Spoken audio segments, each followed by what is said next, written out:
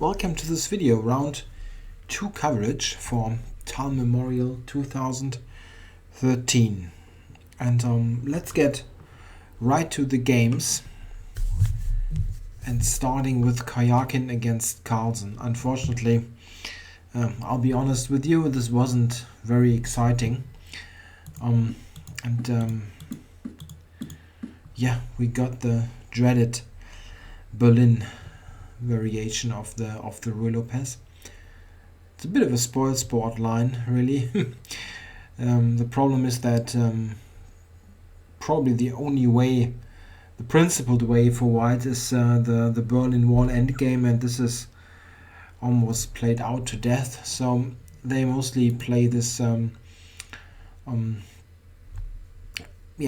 They play this d3 line, or they try what Kayakin is now trying, this rook e1 line. But this is, as you can see, leading to a position where the e-file is open. This is quite similar to the French exchange. Of course, we haven't the d-pawns played yet, or some kind of Petrov defense, where very often on the e-file all pieces are traded. Yeah, d4, and Carlsen plays knight to e8. This is considered to be a reliable move. The idea to free the d-pawn and then play bishop d6, knight f6 back, and win a tempo on the rook. Kayakin now plays d5. This idea has been played before, also against Carlsen actually, by Peter Leko in Weigandsee earlier this year, and in fact, despite ending in a draw, Leko got a little bit of something in this game. He got an end game where he could try for quite a long while.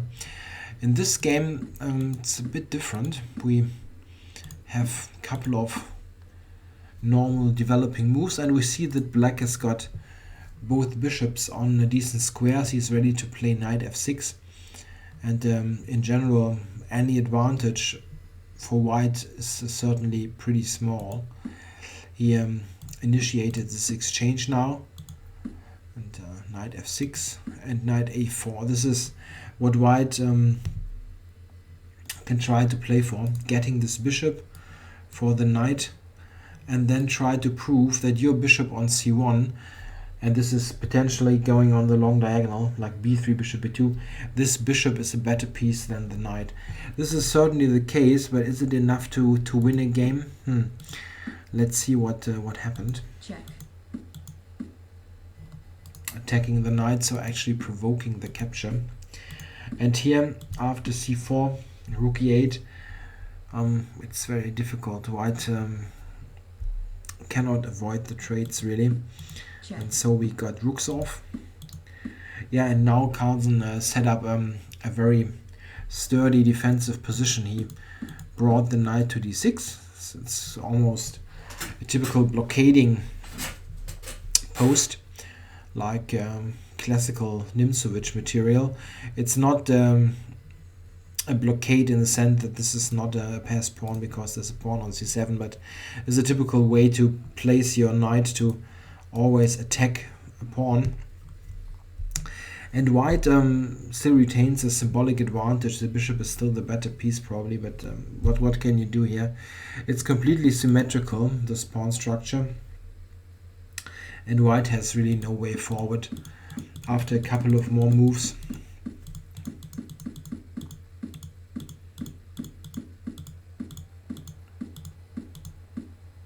Here the draw was agreed. Not a terribly exciting game, but it's difficult nowadays for the top players who play 1e4 to get anywhere against the Berlin. It seems to be really some sort of dead end at the moment. Kayakin is not a 100% e4 player. He sometimes varies with d4 or c4, stuff like that, but he's primarily a 1e4 player. Yeah, not too exciting. What can you do? let's switch to the other games now, and in fact the other games were exciting. Almost all of them. I think actually all of them. Let's start with Morozevich against Mamedyarov, and we got a Caruana defense.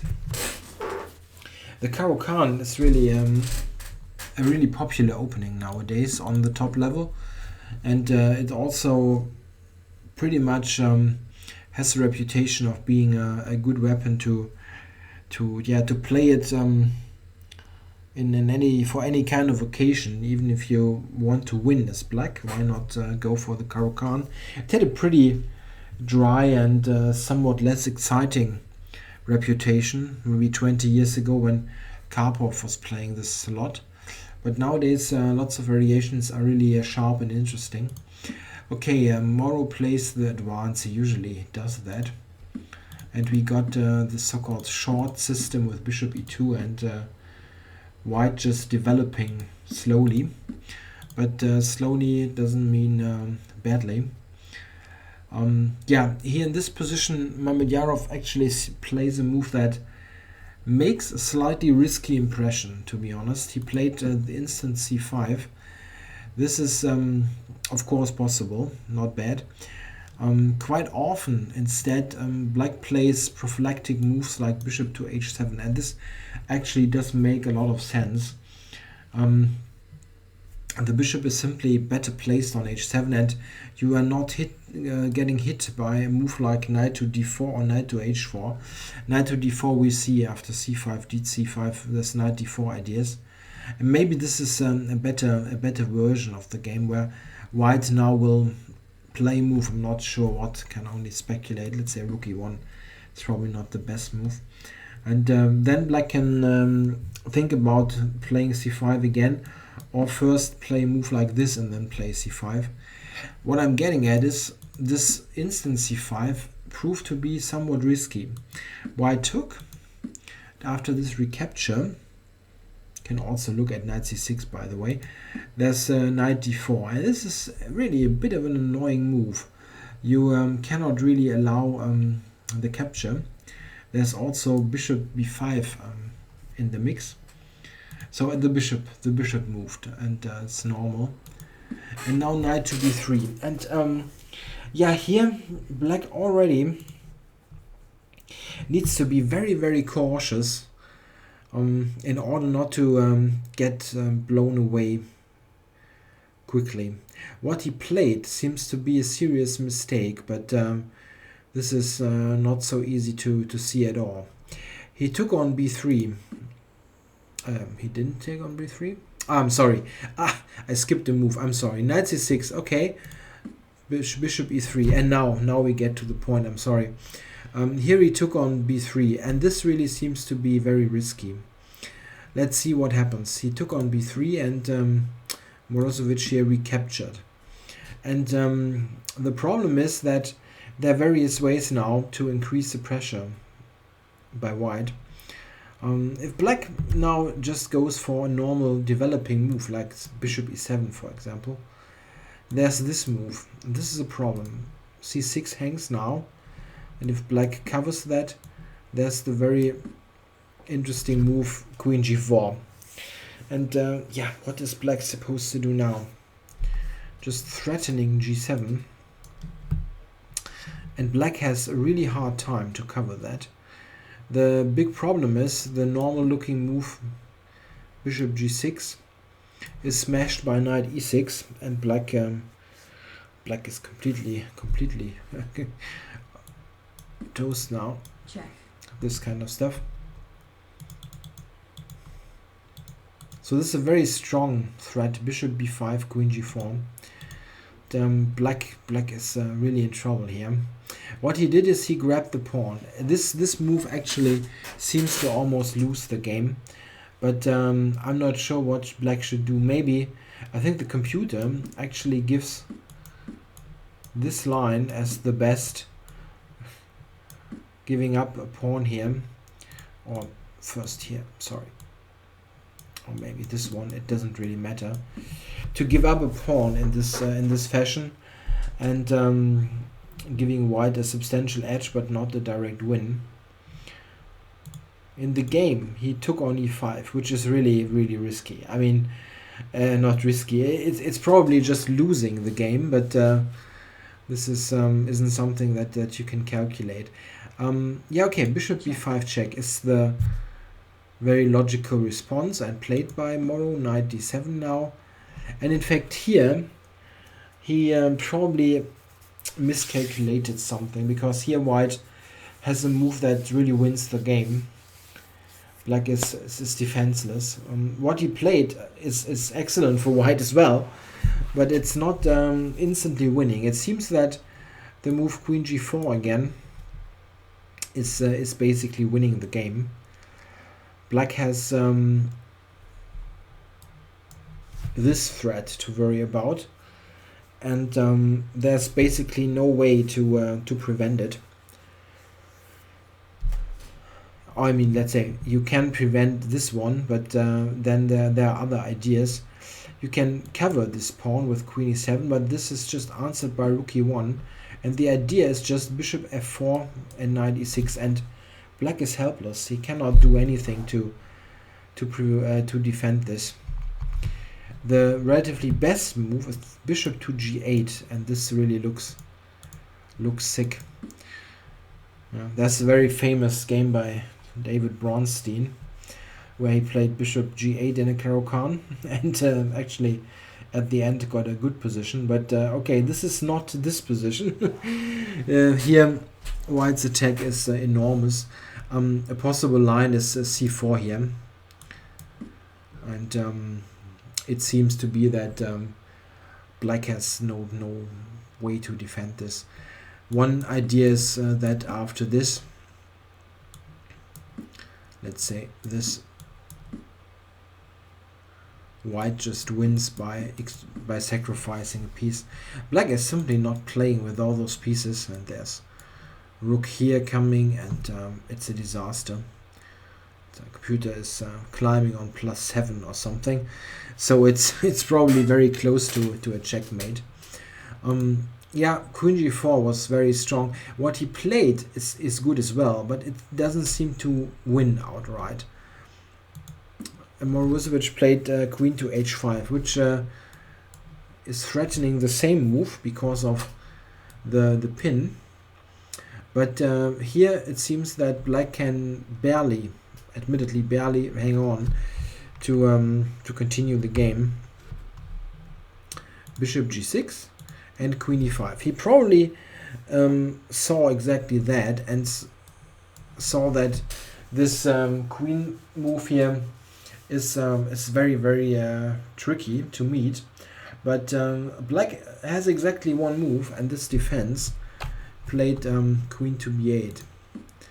It's a funny motif on queen b6 here, which doesn't look too bad at first. There's the funny move rook takes a7. Quite nice. Black takes now on a7 with the queen. There's knight e6 winning. Yeah, note that the queen is attacked and all kinds of discoveries are threatened. And if the rook takes, there's this funny move. Yeah, and at the end the rook is falling, and there's also knight e5 coming, so completely disaster.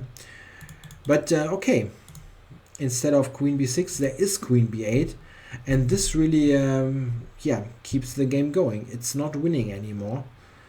White exchanged and took a7, and of course it's obvious that white still has the better game. He's got those very strong pieces that are simply more active, and this is still an issue. I mean, against substandard defense by black, white can certainly hope to win the game, and he still has something. But as it went, Mamedyarov played a couple of very good defensive moves: bishop d6 and king e7, keeping this knight protected and preparing to use the rook. And a very important idea was that after f4, which looks very logical, going for this battering ram f4, f5, there's bishop e4, which is very important to get this bishop on this strong square, and allow that after f5 you can play e5. And I think here black is basically okay. Yeah, well, black might be okay, but white still can try to complicate matters, and Morozevich is just the right player for doing that. He played now f6 check, getting f5 for the knight. And what is black supposed to do now? The instant reaction would be knight f6, but there's knight c6. This is a funny tactical idea, using the rook on the 7th. So black needs to take with the pawn, not much choice. And then there's knight f5. This was the idea, sacrificing a pawn, but getting the bishops in the process. And okay, this double pawn isn't exactly great. So white certainly has some compensation for the pawn, but it's not enough to really get to a position of a serious advantage. This is the good defensive maneuver, getting the knight to e6 and intending to play d4. Black's got a couple of nice central pawns, and you want to push those, of course. Yeah, bishop c6 attacks 2 pawns. And black is pushing forward. Yeah, here white could also take, but there's simply not so much going on. Black has an extra pawn. I mean, it's not the strongest pawn ever, but he's got nicely centralized pieces. He has also this e5 square for the bishop if necessary, and even if he loses the b pawn, this is a doubled b pawn, so it's just, in essence, it is just one b pawn, not 2. So I don't think that black really has got any problems. The engine even gives black a minimal preference in 1 or 2 positions that arise, but it's really nothing serious. Black can never win this game, really. So yeah, see that in this fashion black keeps with an extra pawn, but okay, it's not very strong here. I mean, this is a good. Black doesn't have an extra pawn. I'm miscounting this. I'm sorry. So it's should be about equal. But we still get in a funny position slightly later, and this is here after this. Here it's quite funny that black takes the bishop, and he also had the opportunity to play king g7, intending f6, trapping this bishop, and this was really possible. And white needs to be quite precise to hold this. f6 is a serious threat. White actually seems to have only one move. This is king f1. The idea is that bishop c5 was always a check, and you want to go to f5 to answer f6 with rook d1. And this, with the idea of playing rook d7, seems to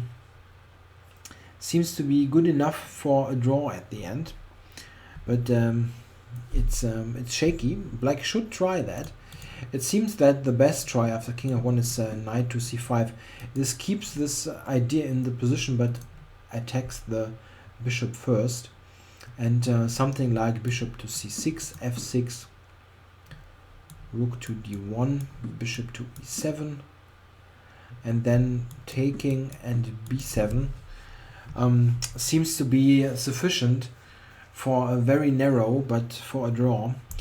The issue is that this is very advanced, this pawn, and white will get the f4 pawn. So he's got 2 pawns, and probably will always be able to exchange the last pawn that black's got. And the best he can hope for is for some endgame with 2 pieces against 1. So this is probably ending in a draw. In the game, he just took the bishop. I think he should have tried it, really, to play king g7. But okay, this is no problem at all. And considering that Mamedyarov was basically lost in the opening, it's certainly nice to have such an endgame that you can never lose. So after a couple of moves, they agree to a draw here. There's simply no way forward. Sorry, no way forward for black. The only way f3 or something is simply not working tactically. So we have a repetition. There's also f5, of course, hanging. So what is, you can try that, but look at this. Don't want to experience that. So a draw at the end, and a missed opportunity for Morozevich with queen g4. In this position, queen g4 was exceptionally strong. Okay, so let's go to the next game, and this is Andreikin against Anand. We got Semislav, one of Anand's main weapons of against d4. He played an excellent game in January this year against Aronian, probably one of his most spectacular wins. And he also has got very positive memories of the Semislav against Kramnik in the World Championship match in Germany in 2008. So this opening is also a sure candidate to pop up in the World Championship match in case Magnus plays d4. Okay, so queen d3. This is a rare line played by Andreikin, but this is in fact quite interesting. The idea of this move is to play a quick e4, and this is really only possible with this queen move. The idea, for instance, let's say black plays this, you have the opportunity to play e4. You don't necessarily need to do that now, but this is one idea. And this is quite interesting, this line. I think the main drawback is is the line that Anand played, but we quickly get to some rather unexplored position he took, and then played b5, gaining a tempo on the queen.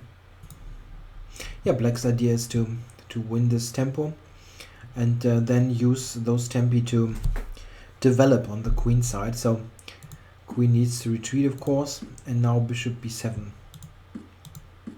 and b4, attacking e4 later and dislodging this knight. So it's a tactical issue. Knight moves and queen a5, instantly attacking the knight. b3, and here this position had been reached before a couple of times, but the move played now by Anand is very sharp, and only has been played once before. This is c5, instantly attacking the pawn. The main problem is, and this is highlighted by Andreikin's move, knight e5, is that a check on b5 is a very unsettling move for black. And we see that the rising positions now look extremely dangerous for black. Extremely dangerous. So let's look. Knight e5. He took on d4. Check. And queen b5 check. This was the idea. Queen exchanged. Check. And now, of course, king e7. The only move. Otherwise, you lose material instantly. Knight b to d7 is something you can check, but this looks rather problematic. Yeah, he played king to e7, and yeah, black has won a pawn, this d4 pawn, and is attacking e4. So from a material point of view, black is fine, but the king on e7 is really really ugly, blocking this bishop. And I mean, what is this piece doing on e7? The amazing thing is that the coming moves now are really excellent by both players. I think this represents optimal play. Anand took e4, and he was playing this quickly, so maybe he was still in preparation while Andreikin was on his own. Bishop e2, sacrificing another pawn, and Anand took that as well. Rook g1, and now bishop c6. Yeah, I played this. This is really a spectacular move. He played bishop to c6 now, and this is a move you can easily overlook. I mean, that it is even a playable move. You can easily overlook. The cool idea is that coming king d6 attacks two pieces. In the game he took here, but there's also this idea. Check. And black gets a piece back. This is actually to black's advantage already. What he played was right. He took here. Check. And now white being a piece up, but king d6 attacking two knights, and black will get a piece back. It's really a remarkable sequence. And the fun thing is, if you look at this now, white has got rook c1. This is also the best move again. And now, of course, king c6. You need to get your piece back. And white is even allowed a discovery, but there is no really excellent one. Took on e6 now, king back. And yeah, what is white supposed to do now? It is attacked, and well, he took on f8, which is not really what you want to do with this well-traveled knight to exchange a piece still on the back rank. But knight takes d4 is really not leading too much. Can play this with check, or even knight e4 to c3 can be considered, blocking this bishop. In the game, this is better. He just took on f8, rook takes, and here he took on took on d4. There was also rook g7, but it seems after rook e8, king moves, and rook e4, that black's got enough activity.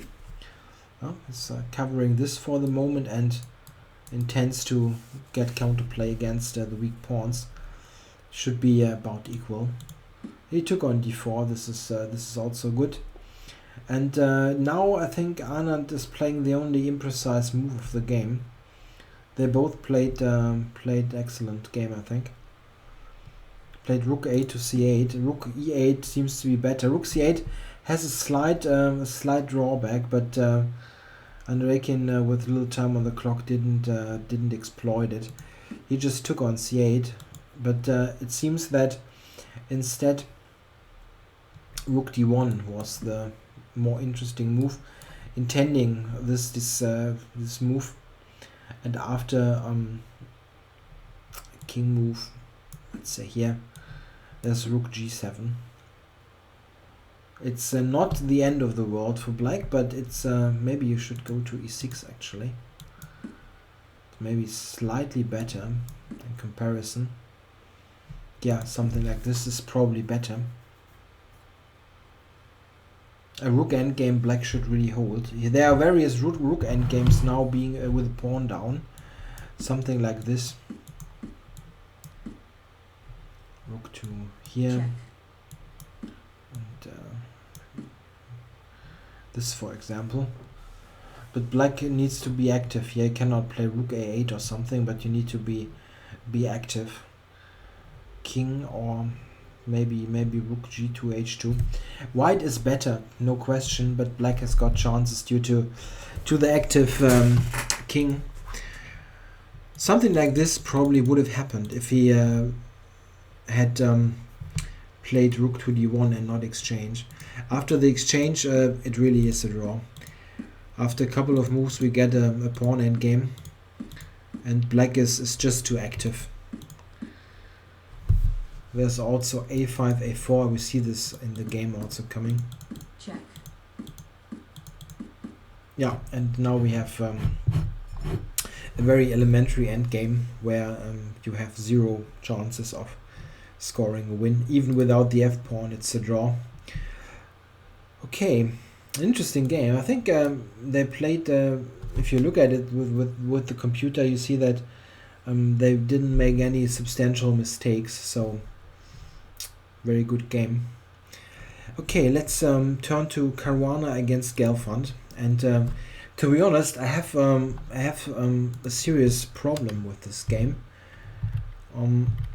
My problem is that almost all of the game is obviously known a known theory, and the only thing I could do, because right after they leave the known moves, the game is basically decided.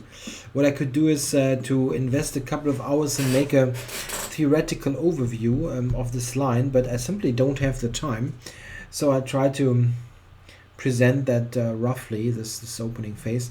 Got a knight off, and Caruana plays the English attack with quick long castles and f3 bishop e3. White intends to pawn storm in an ideal world, but often needs to combine it with central play because black is coming with b5 as well.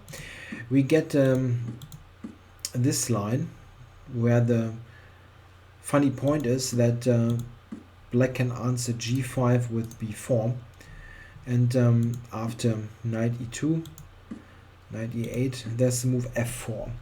And I know that this has been played almost, I think I found around 40 games, which is still quite amazing. Yeah, it is forced now in a way after f4. There's a5, f5, almost trapping the bishop. It could go to c4, but this was not the idea. The idea was to play a4, which was also done in the game. Takes on e6, takes on b3. Yeah, now in this position, if you grab the knight, there's this one, and a new queen is coming.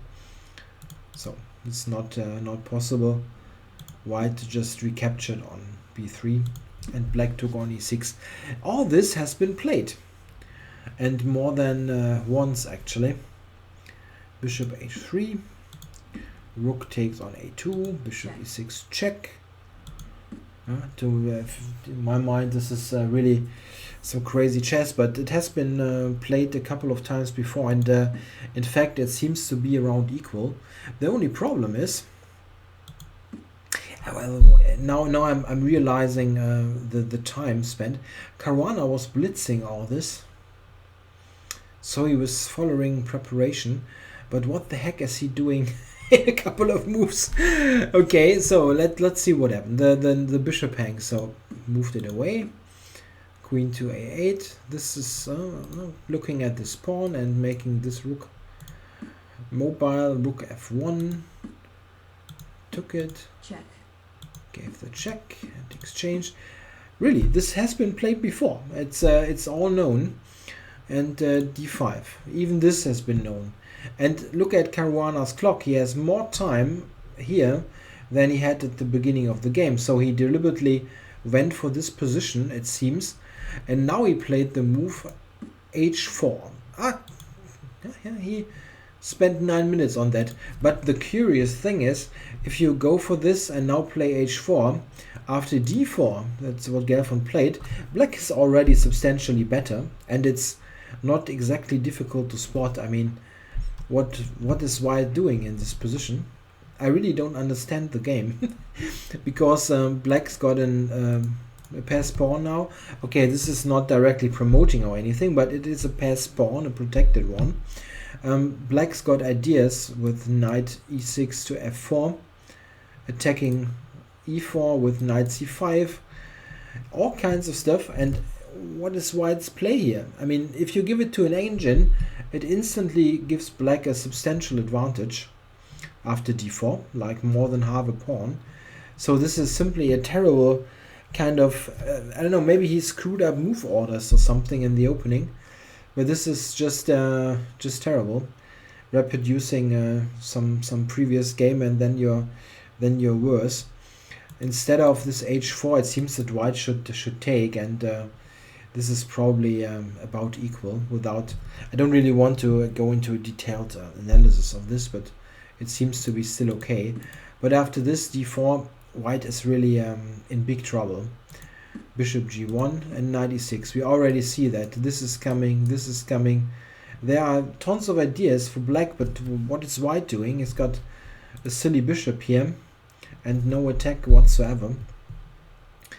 Yeah, queen e2 and knight d to c5, queen c4. Yeah, in this position he played a knight f4, which is not bad, but here black had a very strong continuation, but this was difficult to find. By now Caruana was spending time realizing that he's in big trouble. Here black had a very strong continuation, but a difficult to find one. This is h6. And after taking, black can really take on h4. Taking is not the best move, but I want to show the point.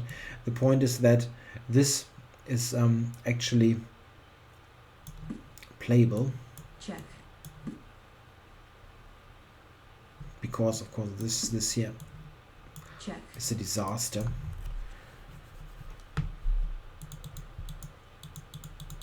But h6 is a very computerish move that a human hardly thinks about. I think it really is not necessary. What Gelfand played, there was keeping a big edge. There was also queen a1 also with a big advantage. Okay, knight f4 and queen to f7, queen f8. Yeah, here probably you should go for the end game, but it's ugly, of course. Queen c4, he went back, didn't want to exchange. Now g6 is a useful move. Yeah, and here one problem is if you take here, there's knight f to d3.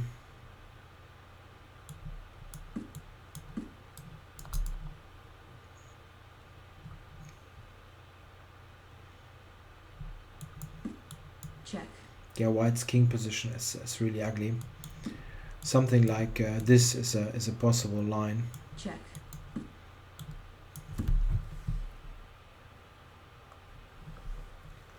h5 is a good move, difficult move, giving black some room for the king. And black is better here. If white, for example, tries this check, there's bishop f8, and now it's very difficult to find a move even. Take here, but I can really just take. There is no perpetual or anything. Black is just winning. Yeah, in the game he played bishop to f2 with little time on the clock, but this in fact just loses immediately due to more than one move actually. But this is strong, knight e2. Always visually attractive to put your piece on a square where it is protected 3 times the square, but it's just the winning move. What can you do? Queen takes is the easiest. Check. Running into this fork. If the knight takes, oops, there's still this with d3. This is hanging, a disaster. And the bishop takes also leaves this attacked, and there's also d3 threatened. This is protecting each other very nicely, and the queen cannot really enter anywhere to get counterplay. It's just all too quick here with checks and everything. So very bad position. So after knight e2, white cannot really take. He played the funky move knight to h1. Knights in the corner, always funny. Check. Yeah, but just d3 and queen f3, and it's very ugly. Yeah, Gelfand executed this nicely. Check. Knight f4. Yeah, this queen e2 coming. Check. Yeah, and I think he resigned now, didn't he? Or he played on a couple of Check. moves. Check. Oh, and here resigned. Oh, it's a good finishing touch. Let's have a look briefly. Check. Check. Check. Check. And at the end you just take here. Everything's protected. It's just one check. And then white is running out of steam rather quickly.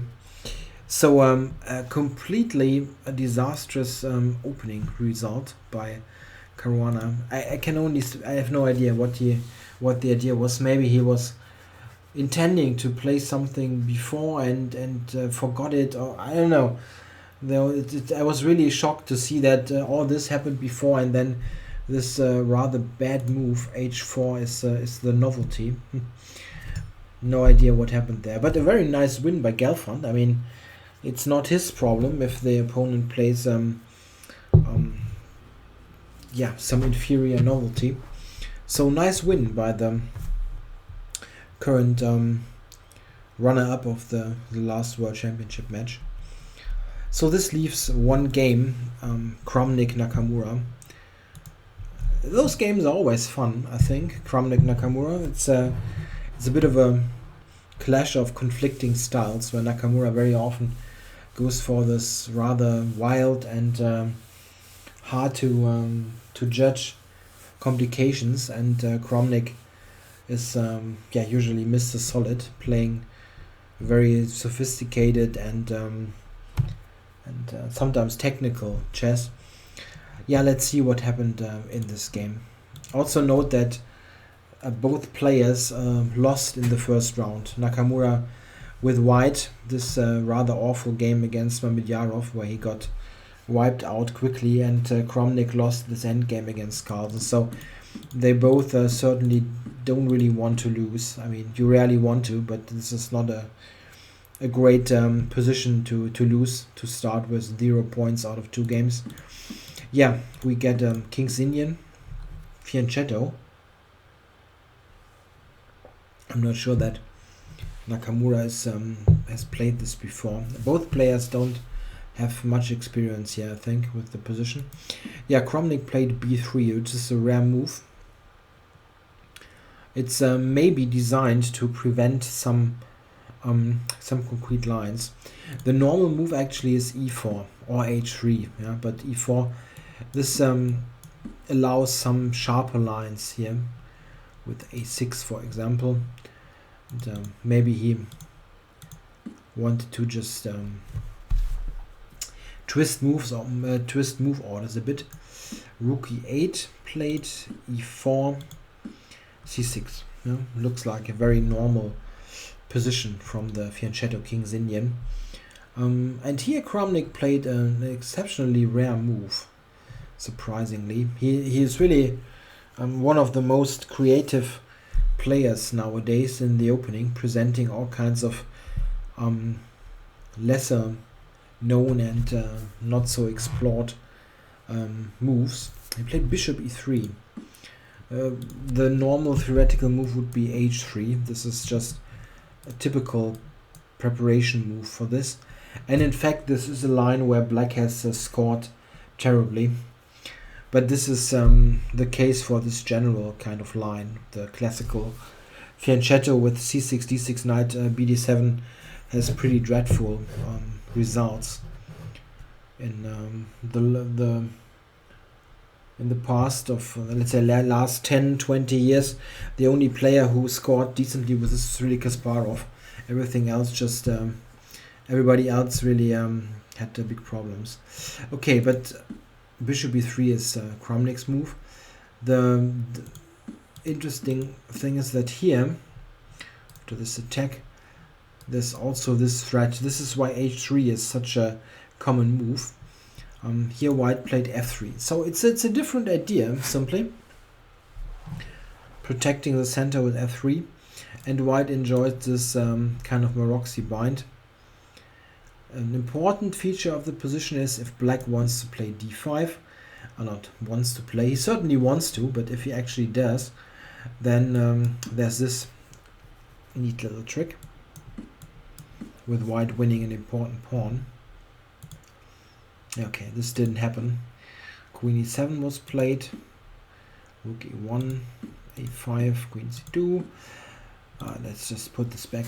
To be honest, I have the slight problem with this position that I absolutely dislike black's position, and I have some problems to suggest the proper plan here. What is pretty clear if you look at the next 2 or 3 moves is that Nakamura's play wasn't so great, but I'm not really sure what the right way to go about this is. If you look at the computer recommendation, you see some weird stuff. I mean, the computer wants to play moves like knight d7 to e5 and then back and to b6, and it doesn't really have any big plan here. My problem with this position from the black side is that I'm not really sure what kind of pawn push I'm playing for. I cannot play really d5, very difficult. I cannot move the b pawn. I cannot move anything on the king side. I'm basically sitting there with less space and trying to sort of play a sort of guerrilla war, trying to disturb white with pieces and those little jabs like a4, h5, h4, and it's very tricky to play. I'm really not sure what black should do. What I know is bishop e6 wasn't really the way to go. Rook d1, and now he played a4, which was the idea obviously, but this leads to a terrible position. The thing is, what should you play instead of a4? It's really not nice. White can, if everything else fails, take the bishops. Say rook here, but there's also other moves. Yeah, I know I'm slightly biased. I simply don't like black's position, because I don't know what plan you're playing for. Maybe you can drop the bishop back now if you don't take it, but this simply is better for white. It's two bishops, the space, white is better. I'm not really sure. I think bishop e6 is not great really. This can also be seen by the computer recommendation. If you give this to Houdini, it spits out bishop to c8, which is slight indication that maybe bishop e6 wasn't so great. Okay, he played a4. This was the idea. The bad thing about this is, yeah, this move basically throws the game away. It's just b4. I don't really understand it, to be honest. b4, knight d7 back. What else? Now he took on e6, took a4, and that's it. White won a pawn, and he retains the strategical advantages. The idea was of a tactical nature with knight e5. So it's not, what I'm saying is Nakamura didn't simply blunder the pawn. He had some idea, but it doesn't seem to work out. He attacks now c4, and you cannot protect it with the natural move bishop f1, as check. this is hanging with check. So c5, also a move you like to play, of course. Why not? And queen to c4. This was probably the idea, but white has got the very simple, actually, but often simple moves are the ones that you are missing most easily. Queen b3. This is the simple but good move. And yeah, what is black's compensation now? You're pawn down. You don't really have any kind of idea.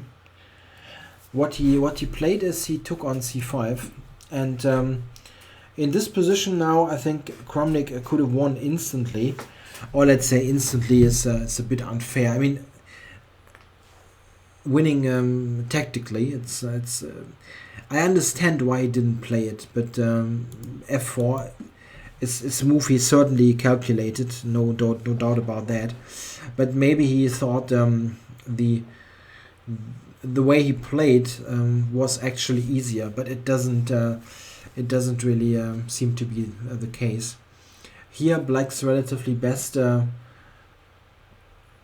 seems to be rook takes a4, queen takes b3, a b3, knight, and bishop c5 is just lost. It's a pawn, two bishops, e5 coming, knight b6 coming. This is curtains. Don't need to be Kramnik to win that. So the only vague idea is some sort of sacrifice. Let's say rook a4, trying to complicate matters. If white now takes on a4, that's knight d3. It's still not working, yeah? But it's some sort of idea. And another idea, but also not one that is actually working is f takes e5, takes here. And white grabs this piece, and at the end it's just a piece. Rook takes b3. Black can continue for a bit. He's got 2 pawns, but it's really a technical win for a good player. Those pawns are not advancing quickly, really. Yeah, I think probably Kramnik believed he won anyway. Not only with this f4 idea here, but the one that he played, maybe he assessed as similarly good. He just played knight b6, and this forces the queen trade, and still has the rook attacked. Rook moved. You don't have a good square really. Go to d8, and now here. And yeah, how to assess this position? Yeah, white is completely winning. Of course, it's a pawn. It's 2 bishops. It's an irritating knight. Nakamura played knight d7, and here Kramnik played knight a4, which is perfectly alright. You also could have taken on d7, which is maybe the simplest approach. Just exchange some pieces. Knight a4 though is a good idea. The thing is, black's got 2 knights that are actually standing on each other's toes a bit, and this is the argument for knight a4. Knight to f8, and I think the next move is probably not the best one.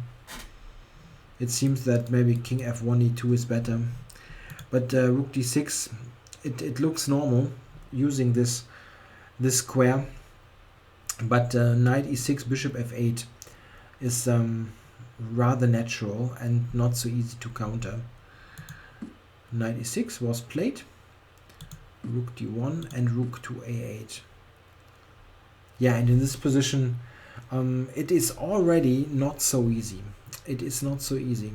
I think at least an interesting continuation now would have been to play f4 here, knight g4, and then drop it back.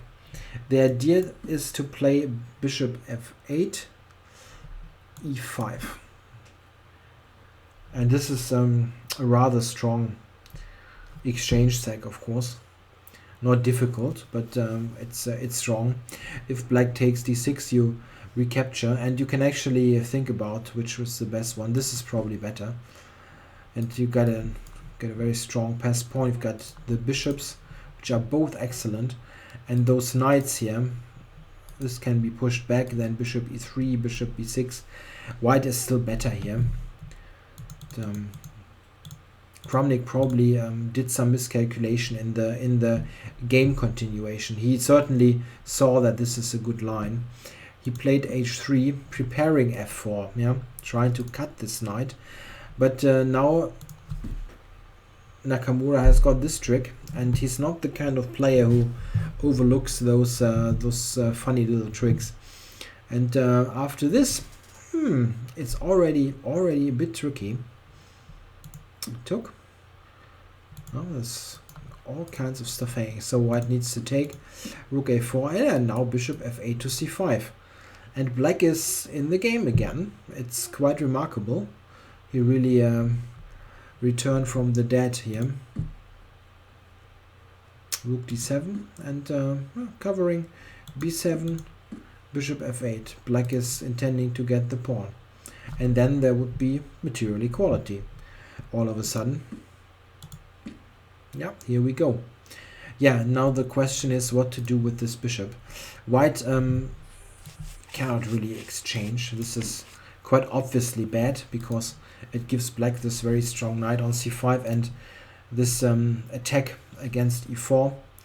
So white needs to avoid the trade, and he played bishop c1. It seems that bishop d2 is stronger.